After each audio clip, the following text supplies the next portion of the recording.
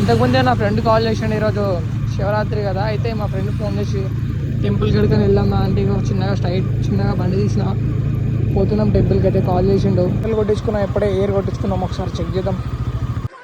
ఏదో తేడాగా ఉందేంటి ఫ్రెండ్స్ ఈ టైర్ ఎప్పుడు వలిగిపోతుందని ఘోరంగా భయమవుతుంది ఫ్రెండ్స్. అసలుకి ఉంటుందా మరి రన్నింగ్లో వలిగిపోతుందా తెలియదు అసలుకి. మా ఫ్రెండ్ గారు ఫోన్ చేసి ఏమంటుండో తెలుసా ఫ్రెండ్స్, బండి టైర్ బాగాలేదురా మెల్లగా వస్తున్నారా అంటే బండి అనే పడితే ఇంక బస్సుకు రా అంటుంది ఫ్రెండ్స్.